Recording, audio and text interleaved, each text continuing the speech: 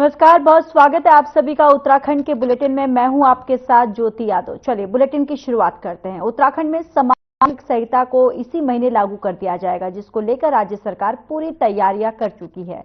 मुख्यमंत्री पुष्कर सिंह धामी भी मीडिया के सामने बोल चुके हैं कि जनवरी 2025 में उत्तराखंड में यूसीसी लागू हो जाएगा। अब इसको लेकर उत्तराखंड कांग्रेस की मुख्य प्रवक्ता गरिमा महाराज दौसानी ने कहा है कि सरकार यूसीसी को राज्य पर थोप रही है।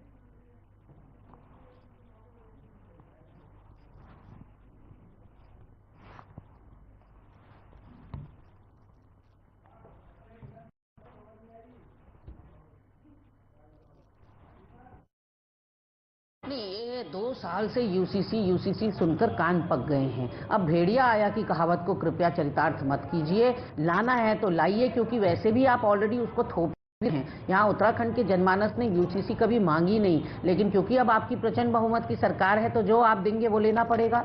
तो इसलिए आप यूसीसी थोप तो रहे हैं। कभी आपने बेरोजगारी के लिए कुछ नहीं किया, महंगाई के लिए कुछ नहीं किया, कानून व्यवस्था सुविधा, जंगली जानवरों से निजात दिलाने के लिए कुछ नहीं किया, आपने भर्ती घोटालों से निजात दिलाने को कुछ नहीं किया, महिला सुरक्षा के लिए आपने कभी कुछ नहीं किया।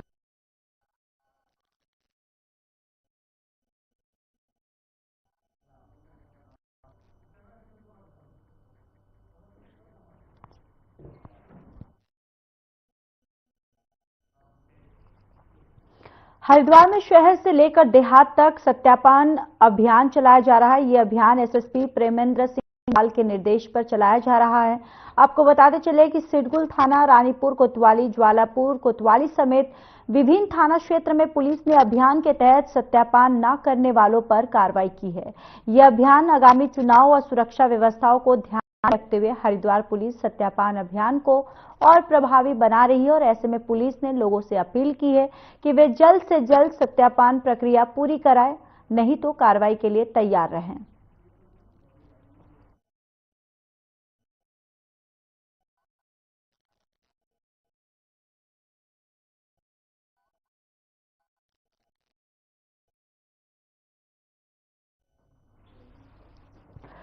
उत्तराखंड पत्रकार महासंघ ने नए साल के अवसर पर मिलन समारोह का आयोजन किया। इस समारोह में पत्रकारों और मीडिया प्रतिनिधियों ने भाग लिया और नए साल की शुभकामनाएं दी।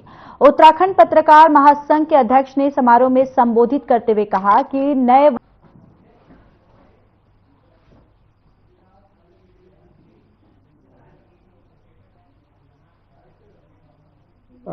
वर्ष का ये मिलन कार्यक्रम रखा उत्तराखंड पत्रकार महासंघ की ओर से।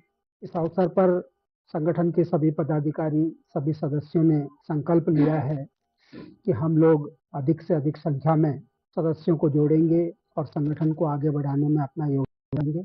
इसमें कोई दो राय नहीं कि उत्तराखंड पत्रकार महासंघ एकमात्र इस समय ऐसा संगठन है जो वास्तव में पत्रकारिता के क्षेत्र में काम करने वाले मीडिया कर्मियों के सबसे सशक्त संगठन है।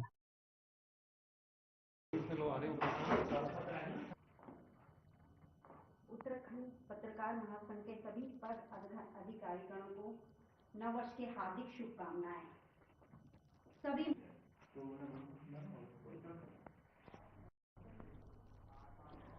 तो देखिए, इस संकल्पों को नए सिरे से परिभाषित करने के लिए उन्होंने कहा है। और चलिए अब आगे बढ़ते हैं। सीएम धामी धरातल पर उतरकर लगातार शीतकालीन यात्रा को प्रचारित कर रहे हैं। शहशाही आश्रम, राजपुर और पानी रूट पर सीएम धामी ने ट्रैकिंग की। ट्रैकिंग से पहले सीएम धामी ने चाय की चुस्कियां भी ली। वहीं सीएम धामी ने स्थानीय लोगों और पर्यटकों से संवाद किया। बताते चले कि पुष्कर सिंह धामी पहले ऐसे मुख्यमंत्री हैं जो ग्राउंड जीरो पर रहकर देवभूमि के पर्यटन का प्रचार कर रहे हैं।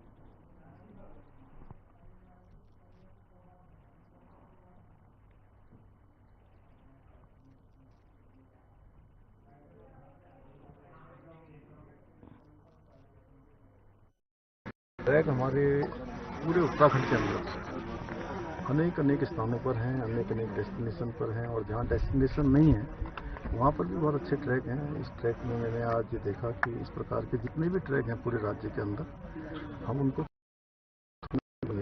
और लोगों के बैठने के लिए रास्ते में टॉयलेट इत्यादि की व्यवस्था, साफ सफाई का विशेष रूप से ध्यान करते हुए, और जो इसका नेचुरल लुक है और नेचुरल जो स्ट्रक्चर है वो बना रहे, उसके साथ साथ कुछ सुविधाएं बनाएंगे। और मुझे बहुत सारे ट्रैक करने वाले हमारे जो सीनियर सिटीजन्स थे वो भी मिले, उन्होंने भी सुझाव दिया है कि इसको अच्छा बनाइए लेकिन इसका नेचुरल लुक बना रहना चाहिए।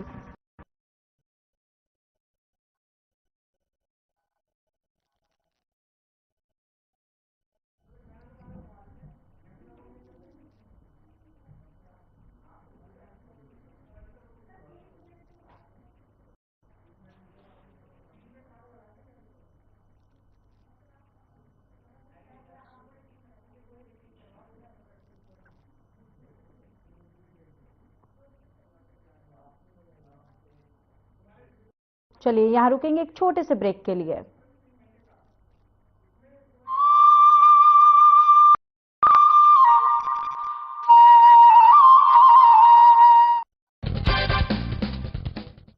नमस्कार दोस्तों, एक बार एक सज्जन ट्रेन में अपने 25 वर्ष के बेटे के साथ सफर कर रहे थे। ट्रेन की खिड़की से बाहर देखकर लड़का चिल्ला रहा था, पापा देखो पेड़ पीछे भाग रहे हैं।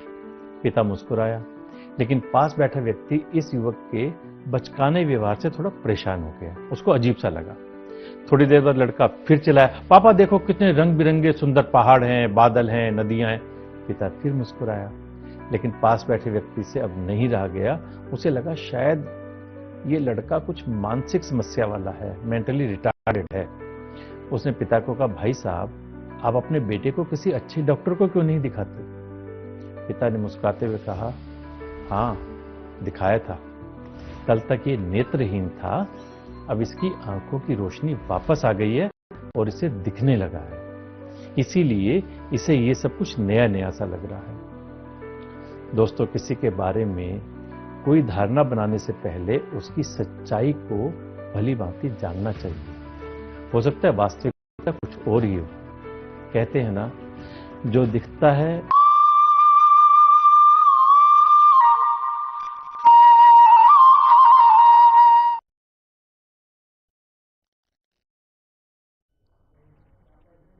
ब्रेक के बाद स्वागत है आप सभी का। चलिए आगे बढ़ते हैं। भारतीय जनता पार्टी चेयरमैन पद की प्रत्याशी ने डोर टू डोर जनसंपर्क किया और अपने पक्ष में वोट मांगे।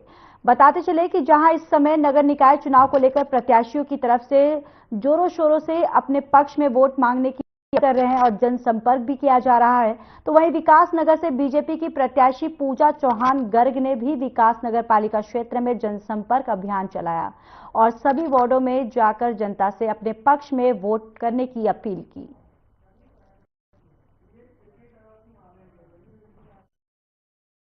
बहुत अच्छा लगा, सभी बहुत अच्छा रिस्पांस दे रहे हैं, आगे से आगे बढ़ के अपनी समस्या भी बता रहे हैं। जहां तक कि है कि पिछली बार भी हमारी पार्टी से चेयरमैन रही हैं, उन्होंने भी बहुत अच्छे अच्छे काम कराए हैं। जो काम रह गए हैं वो अगर मैं आती हूं तो मैं जल्दी से जल्दी उन्हें पूरा करने की कोशिश करूंगी। सभी की समस्या सुन रही हूं और ऐसा नहीं है कि खाली समस्याएं भी हैं, कहीं कहीं बहुत ज्यादा खुशी भी है लोगों में कि बहुत अच्छे काम हुए हैं, तो और जो अपने अच्छे से अच्छा होगा वो करूं।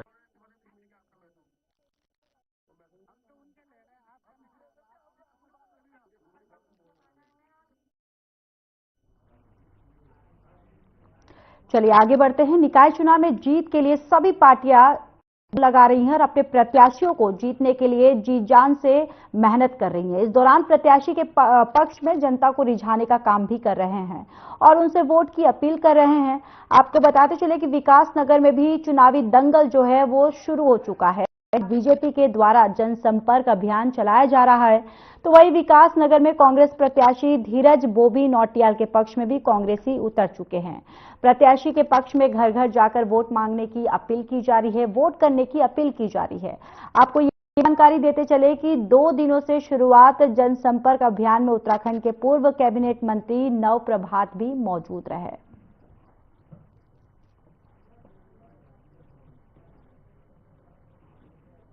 हमारा दूसरा दिन है और लोगों का प्यार और आशीर्वाद हमारे उम्मीदवारों के साथ जुड़ रहा है। मुझे पूरा विश्वास है कि इस चुनाव में हम अच्छी तरीके से सफल होंगे। विजन मेरा बड़ा है, मुद्दे बहुत हैं, तो मेरे को विकासनगर की जनता के आशीर्वाद की आवश्यकता है। और अभी एक आज जो जन समर्थन है आप देख रहे होंगे, जो मेरे साथ चल रहे हैं वो इसी वार्ड के लोग हैं और कोशिश करूंगा नगर के लोगों की पर खरा उतरूं।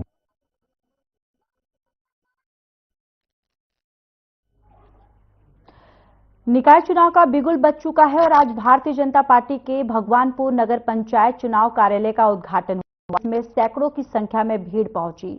जिला पंचायत हरिद्वार अध्यक्ष किरण पाल चौधरी, बीजेपी के विधानसभा संयोजक भगवानपुर मास्टर सत्यापाल, प्रभारी अजय भगवान सैनी और बीजेपी नेता इस कार्यक्रम में पहुंचे। मीडिया से बातचीत में उन्होंने कहा कि बीजेपी प्रत्याशी रजित अग्रवाल को भारी जीत की बात कही है और एक सवाल के जवाब में उन्होंने कहा कि कोई अगर नाराज है तो उसे मनाने की कोशिश की जाएगी, अगर नहीं मानते हैं तो भी कोई फर्क बीजेपी प्रत्याशी को पड़ने वाला नहीं है।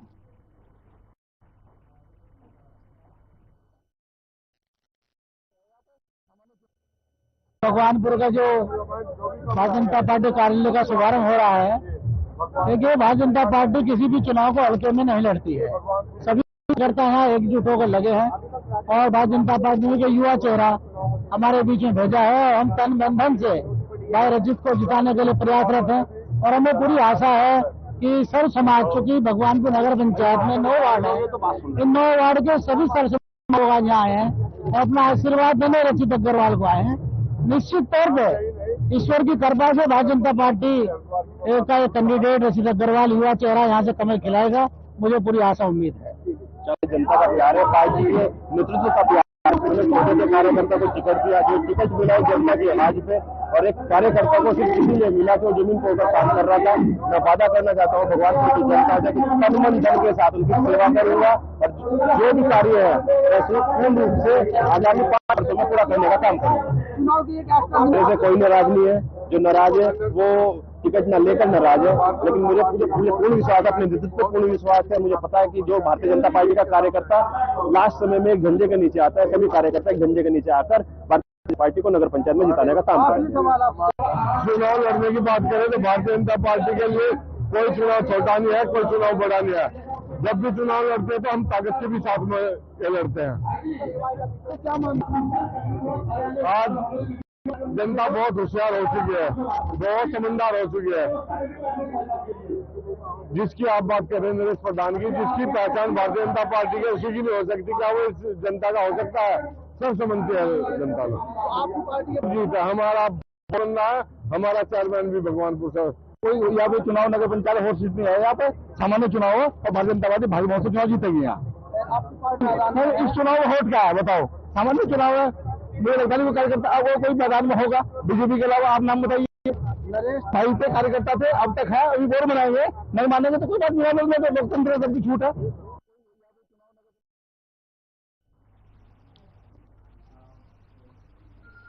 यहाँ रुकेंगे और एक छोटे से ब्रेक ले जल्द हाजिर होंगे।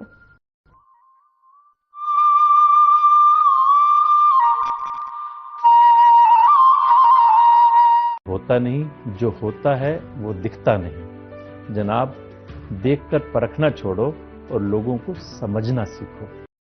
नमस्कार। सर, फर्नीचर किस बोर्ड का बनवाएं? वॉइलो बोर्ड का, उबलते पानी से गलता भी नहीं है। आग लग जाए तो जलता नहीं है। दीमक बोरर से इसका कुछ बिगड़ता भी नहीं है। राइट। एक्शन टेसा का बॉयलो बोर्ड है फायर रिटार्डेंट, बॉइलिंग वाटर और borer termite proof. Action Tesa का बॉयलो बोर्ड सबसे बेहतर, सबसे मजबूत। नमस्कार दोस्तों, एक बार एक सज्जन ट्रेन में अपने 25 वर्ष के बेटे के साथ सफर कर रहे थे। ट्रेन की खिड़की से बाहर देखकर लड़का चिल्ला रहा था, पापा देखो पेड़ पीछे भाग रहे हैं। पिता मुस्कुराया, लेकिन पास बैठा व्यक्ति इस युवक के बचकाने व्यवहार से थोड़ा परेशान हो गया। उसको अजीब सा लगा। थोड़ी देर बाद लड़का फिर चिल्लाया, पापा देखो कितने रंग बिरंगे सुंदर पहाड़ हैं, बादल हैं, नदियां हैं। पिता फिर मुस्कुराया, लेकिन पास बैठे व्यक्ति से अब नहीं रहा गया। उसे लगा शायद ये लड़का कुछ मानसिक समस्या वाला है, मेंटली रिटार्डेड है। उसने पिता को कहा, भाई साहब आप अपने बेटे को किसी अच्छे डॉक्टर को क्यों नहीं दिखाते? पिता ने मुस्कुराते हुए कहा, हाँ दिखाया था, कल तक ये नेत्रहीन था, अब इसकी आंखों।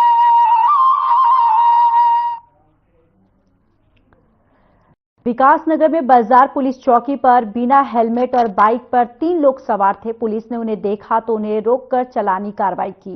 वहीं कुछ वाहनों को पुलिस ने सीज भी किया। और आपको बताते चले कि समय समय पर पुलिस इस तरह की चालानी कार्रवाई करती रहती है, लेकिन बाजार में बीच रोड पर खड़े आड़े तिरछे वाहनों पर पुलिस द्वारा कभी कभार ही चालानी कार्रवाई की जाती है। लेकिन ई रिक्शा और कई जो अन्य वाहन जैसे कि यूटिलिटी बस बीच रोड पर ही खड़े रहते हैं। वही पुलिस को इस पर भी ध्यान देना चाहिए और भी चालानी कार्रवाई की जानी चाहिए ताकि आने जाने वाले लोगों को परेशानी का सामना नहीं करना पड़े। तो देखो यहाँ पर कानूनी कार्रवाई जो है वो की गई है। पुलिस ने यहाँ पर चालानी कार्रवाई जो है की है और कानून तोड़ने वालों पर यहाँ पुलिस के द्वारा जो है वो सख्ती से कार्रवाई की गई है। दरअसल बिना हेलमेट पहने हुए या फिर ट्रिपल जो सवारी है उन पर यहाँ पर पुलिस के द्वारा सख्ती से कार्रवाई की गई है। और साथ ही साथ आपको बताते चले कि पुलिस ने यहाँ पर इनकी चालानी कार्रवाई जो है वो की है और बिना हेलमेट के 3 लोग दरअसल सवार थे जिन पर पुलिस ने कार्रवाई की और उनकी चालानी भी की है।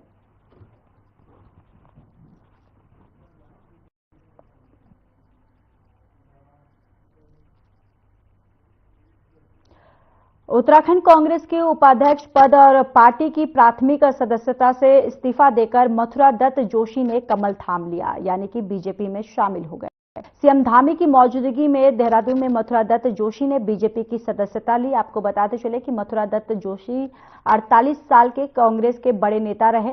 निकाय चुनाव के मतदान से पहले कांग्रेस के लिए बहुत बड़ा झटका और ये बीजेपी के लिए मॉरल बूस्टर का काम भी करेगा। वहीं कांग्रेस इस इस्तीफे को लेकर अचंभित दिख रही है। कांग्रेस प्रवक्ता गरिमा दसौनी ने कहा कि पार्टी ने उनका बहुत सम्मान किया और विभिन्न पदों पर बैठाया।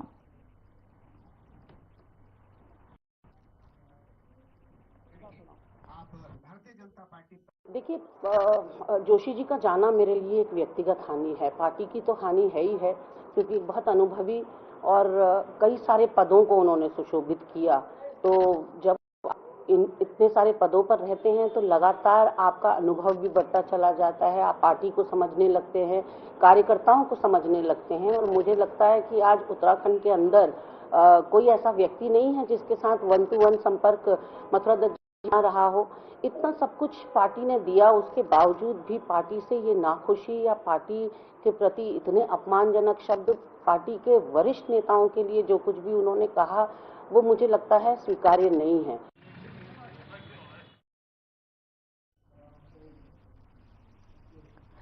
उत्तराखंड कांग्रेस की मुख्य प्रवक्ता गरिमा मेहरा दसौनी ने बीजेपी प्रदेश अध्यक्ष महेंद्र भट्ट के उस बयान को हास्यास्पद बताया जिसमें उन्होंने बागियों से नामांकन वापस लेने की बात कही और नामांकन वापस लेने की सूरत में उन्हें पार्टी से निकालकर बाहर करने की धमकी दी। कांग्रेस नेत्री ने कहा कि आखिर किस मुंह से महेंद्र भट्ट कार्यकर्ताओं पर कार्रवाई की बात कर रहे हैं। कांग्रेस नेत्री ने बीजेपी प्रदेश अध्यक्ष महेंद्र भट्ट पर सवाल दागते हुए कहा कि पार्टी का अनुशासन तब कहा गया था जब मंत्री गणेश जोशी पर आय से अधिक संपत्ति होने का गंभीर आरोप लगा था। यह अनुशासन तब कहा गया था जब सीबीआई जांच में उद्यान विभाग लंबे करोड़ों का घोटाला होने की पुष्टि हुई थी।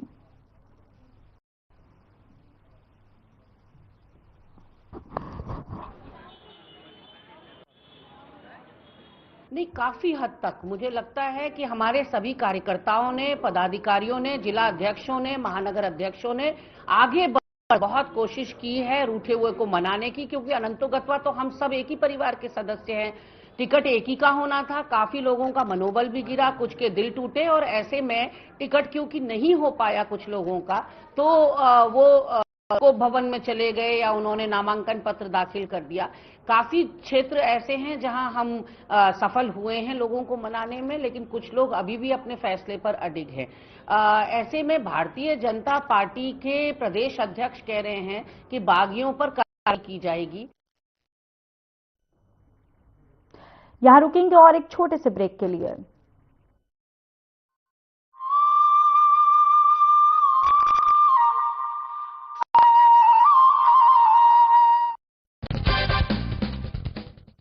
नमस्कार दोस्तों, एक बार एक सज्जन ट्रेन में अपने 25 वर्ष के बेटे के साथ सफर कर रहे थे।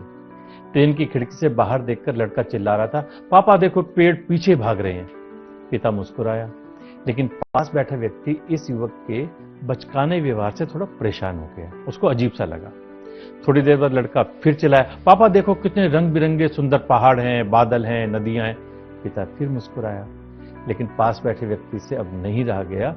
उसे लगा शायद ये लड़का कुछ मानसिक समस्या वाला है, मेंटली रिटार्डेड है। उसने पिता को कहा, भाई साहब आप अपने बेटे को किसी अच्छे डॉक्टर को क्यों नहीं दिखाते? पिता ने मुस्कुराते हुए कहा, हाँ दिखाया था, कल तक ये नेत्रहीन था, अब इसकी आंखों की रोशनी वापस आ गई है और इसे दिखने लगा है, इसीलिए इसे ये सब कुछ नया नया सा लग रहा है। दोस्तों, किसी के बारे में कोई धारणा बनाने से पहले उसकी सच्चाई को भली भांति जानना चाहिए। हो सकता है वास्तविकता कुछ और ही हो। कहते हैं ना, जो दिखता है वो होता नहीं, जो होता है वो दिखता नहीं। जनाब, देखकर परखना छोड़ो और लोगों को समझना सीखो। नमस्कार।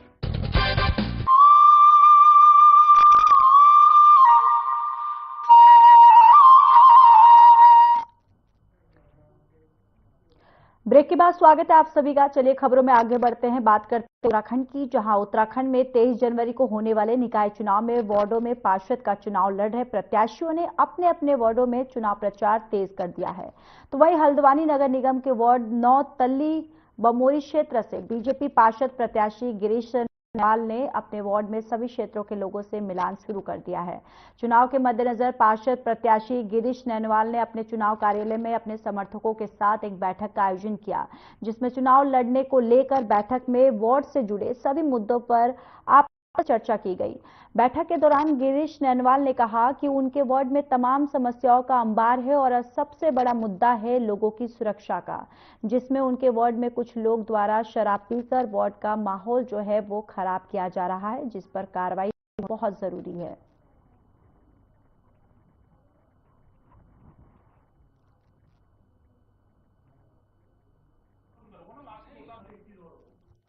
अभी हमारे सभी सहयोगी लोग, युवा साथी, सीनियर लोग, पार्टी के सीनियर लोग और वार्ड के सीनियर लोग यहाँ पर बैठे हैं। सभी लोग अंदर एक रणनीति तैयार कर रहे हैं कि किस तरह से कल से हम अपना एक सघन अपना अभियान शुरू करें, चुनाव प्रचार अभियान शुरू करें, जिसमें महिलाएं भी हमारे साथ हो, महिलाओं की सहभागिता हो और गली गली जाके किस तरह से वहाँ के जो ज्वलंत मुद्दे हैं उनको उनके बारे में जानकारी ली जाए और उनका निराकरण के बारे में फिर हम चुनाव के बाद उसके बारे में विचार करेंगे, उनका निराकरण का सोचेंगे। और किस तरह से हमने सीनियर्स के अनुभवों का फायदा लेना है, युवाओं के जोश का फायदा लेना है और बड़े शांति के साथ, बड़े अच्छे तरीके से और सरल तरीके से इस चुनाव को आगे की ओर ले जाना है और पार्टी को जीत की ओर। कई जगह ऐसी शिकायतें हैं कि कई क्षेत्र उन्होंने ऐसे हैं जिस क्षेत्रों के उन्होंने देखा भी नहीं, कुछ कार्य नहीं किए गए। जैसे कई सड़कें अभी जो टूटी पड़ी थी, उनके कार्यकाल से पहले भी टूटी पड़ी थी, आज भी टूटी पड़ी है। नालियाँ वैसी की वैसी पड़ी हैं। सीवर जहाँ प्रॉब्लम है ब्लॉकेज की, वो अभी तक समाधान नहीं हुआ। उनको हर दूसरे महीने सीवर लाइन वालों को नगर निगम से बुला के सीवरेज की सफाई या ब्लॉकेज खुलवाने पड़ते हैं। तो इस तरह से कई समस्या, जल भराव की समस्या बड़ी ज्वलंत है। कुछ हिस्सों में नशा करके सब पूर्व पार्षद की जानकारी में है, जो हमारे निवर्तमान पार्षद की जानकारी में है, नशा करके शाम के समय लोगों से अभद्र व्यवहार किया जा रहा है, महिलाओं से स्पेशली अभद्र व्यवहार किया जा रहा है। तो उस पर रोक लगाने के लिए हम विशेष प्रयास करेंगे। फिलहाल इस बुलेटिन में इतना ही। नमस्कार।